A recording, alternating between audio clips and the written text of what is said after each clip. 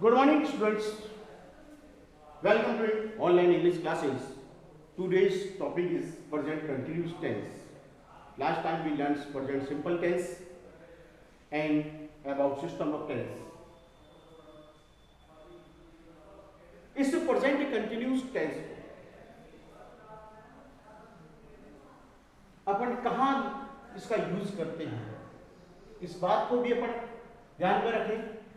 यदि और continuous tense को प्रोग्रेसिव टेंस भी कहते हैं। कंटिन्यूस का मतलब होता है लगातार। जब हमने किसी व्यक्ति को काम करते हुए देखा है तो उस समय उस काम को लगातार किए जा रहा है, इसलिए इसको हम कंटिन्यूस टेंस कहते हैं या प्रोग्रेसिव कहते हैं, क्योंकि उस काम में वो लगातार उन्नति किए जा रहा है।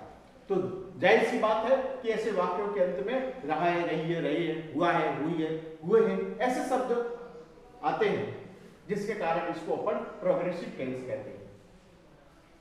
अब इस टेंस को अपन जो यूज करते हैं वो अधिकतर सीन ऐसे या ऐसे कुछ सीन दृश्य होता है, उसको अपन लिखने में, उनके वाक्यों को लिखने में इस टेंस का यूज करते हैं। अगर आपके सामने पिक्चर है तो प्रेजेंट कंटिन्यूस में आ जाता है, वो वाक्य बन जाते हैं। और अगर मान लीजिए वो आपके सामने पिक्चर नहीं है, फिर आपको वो सीन लिखना है, तो फिर इसको पास्ट कंटिन्यूस टेंस के अंतर्गत लिखते हैं। जब हम इस टेंस को क्रिएट करते हैं तो निश्चित रूप से अपने सिस्टम ऑफ टेंस के अंतर्गत सीखा था कि इज आर एन एचवी के रूप में आती है और V4 MV के रूप में आती है।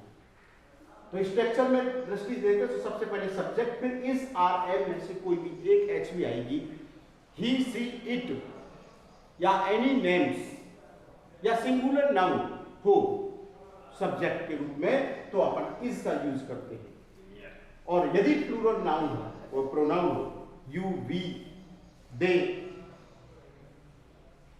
मोर than one names and plural nouns, तब अपन आर का यूज करते हैं उनके साथ, और आई के साथ हमेशा एम का यूज होता है। बिफोर वो वर्ब होती है जिसमें अपन आईएनजी लगा देते हैं तो वो बिफोर वर्ब बन जाती है, फिर उसके बाद ऑब्जेक्ट। नेगेटिव सेंटेंस के अंदर क्या होगा कि इस नॉट का प्रयोग कोई थर्ड नंबर पर ही होगा। निश्चित रूप से इसका स्थान फिक्स है, थर्ड नंबर वर्ब से पहले आएगा और जो अपने एचवी लगाई है उसके बाद में आएगा। तो subject is are an plus not plus before plus object plus etc.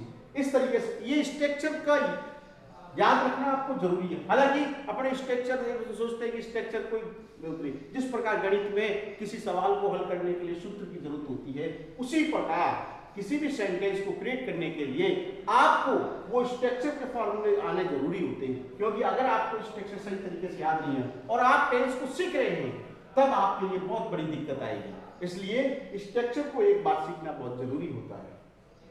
फिर आता है इंटरोगेटिव सेंटेंस में इज आर एन आगे आ जाएगा और फिर सब्जेक्ट, बिफोर, ऑब्जेक्ट, ईटीसी और क्वेश्चन मार्क हो जाएगा। अगर इसी सेंटेंस को, अगर आप इंटरोगेटिव को, इसी सेंटेंस को अपन WH वर्ड से बनाना चाहें तो WH वर्ड के इसी के आगे WH वर्ड लग जाएगा। और WH वर्ड में क्या होता है कि जिस चीज के बारे में आप पूछ रहे हैं तो उसमें से वो चीज अपन हटा देते हैं, आंसर में अपन को पता ही नहीं होता है। और इंटरोगेटिव नेगेटिव में सब्जेक्ट के बाद वर्ब से पहले नॉट का यूज हो जाएगा और इज आर एन आगे चली जाएगी। तो इस प्रकार से ये चार स्ट्रक्चर्स के जो फार्मूलेज हैं इनको एक बार देखें। और अब अपन इसमें देखते हैं कि इस स्ट्रक्चर के जरिए से अपन किसी सेंटेंस को आगे कैसे उसको क्रिएट करते हैं, किस प्रकार से अपने वाक्य को बनाते हैं। तो एक वाक्य है, यात्री ट्रेन में चढ़ने के लिए धक्का मुक्की कर रहे हैं। तो इसमें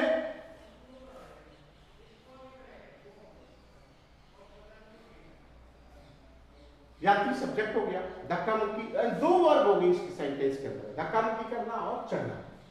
दो वर्ब जब किसी सेंटेंस के अंदर यूज होती है तो दोनों के बीच में अपन टू का यूज करते हैं, और जो लास्ट वाली वर्ब होती है वो पहले आती है, वो मेन वर्ब होती है, और उससे पहले जो दूसरी वर्ब होती है वो सब्स्टिट्यूट वर्ब होती है, वो दूसरे नंबर पर आती है। तो पैसेंजर्स आर, धक्का मुक्की को जॉस्टलिंग कहते हैं, to get into the train. Get into ये एक फ्रेजल वर्ब है। फ्रेजल वर्ब में होती है कि जो जो वर्ब जिसके साथ अपन प्रीपोजिशन का यूज करते हैं, तो वो प्रीपोजिशन का यूज होता है तो उसमें वो अर्थ को चेंज कर देती है। अब जैसे गेट है, गेट का मतलब पाना होता है, लेकिन इनटू इसके साथ जुड़ गया है तो इसका मतलब अपन चढ़ने के लिए या किसी चीज के अंदर प्रवेश करने के लिए भी अपन इसको यूज में ले सकते हैं। तो ये आपका एक सेंटेंस क्रिएट होगा कि passengers are jostling to get into the train. आगे के वाक्य देखते हैं, तो एक वाक्य है आपको दिख रहा है, किसान अपने खेतों में बीज नहीं बो रहे हैं, नेगेटिव हो गया। अब इसमें कुछ ऐसा भी होता है कि अपन को जैसे वाक्य बना रहे हैं तो उनकी कुछ इंग्लिश मीनिंग्स अपन को आनी चाहिए, क्योंकि मीनिंग्स नहीं आएगी तो अपन उसको सेंटेंस को भी आपने बिल्कुल सही बनाया लेकिन मीनिंग्स सही नहीं है तो अपन की वो सेंटेंस भी गलत हो जाता है। पूरे नंबर नहीं मिलता, हालांकि गलत नहीं करेंगे लेकिन नंबर पूरे आपको नहीं मिलेंगे, वो जितनी भी आपकी मीनिंग्स वगैरह स्पेलिंग्स गलत है तो उसके नंबर काट लिए जाते हैं। तो इसके लिए अपन को आपको वोकेबुलरी अधिक से अधिक बढ़ानी होगी, वर्ब भी आपको ज्यादा से ज्यादा लर्न करनी होगी। तो अगला सेंटेंस है किसान, the farmers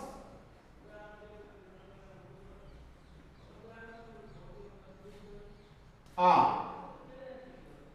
not boring sowing क्या seeds in their fields।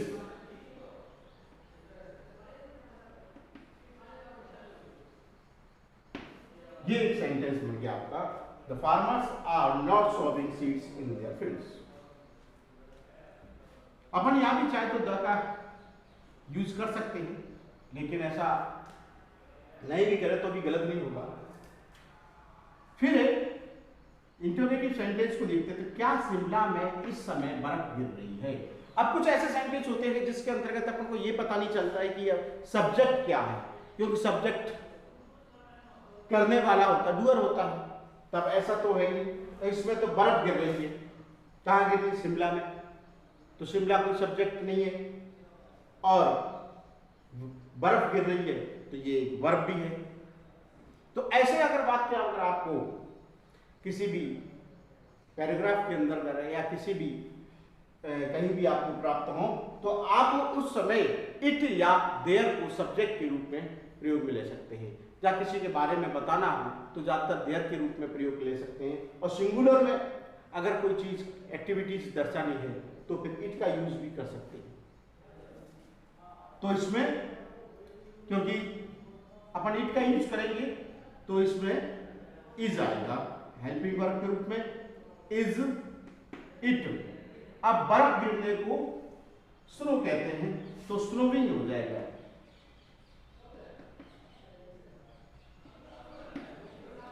Is it snowing in Shimla?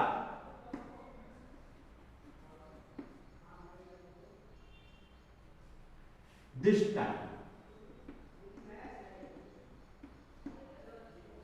अगर इसके अंतर्गत टेंस के अंतर्गत कोई भी अगर टाइम दर्शाया होगा तो इन दिनों में, इस समय, इस दौरान, अब, ऐसे शब्द आएंगे।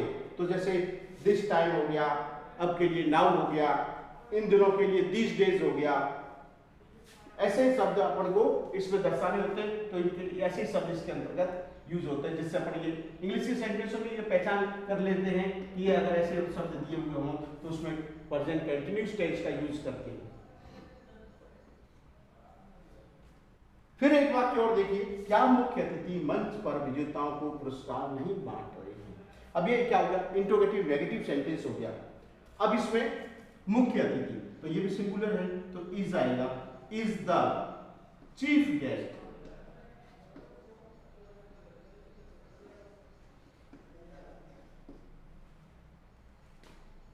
नॉट इंट्रोगेटिव, नॉट बांटने को डिस्ट्रीब्यूटिंग,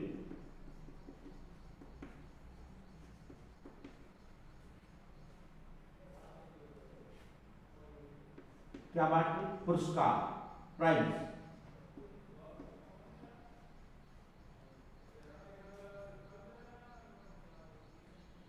टू द विनर्स,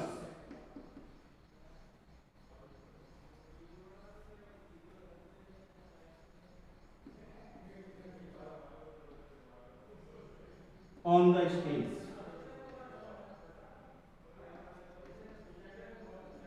यहां पर एट का भी यूज कर सकते हैं अगर यूज करना चाहें।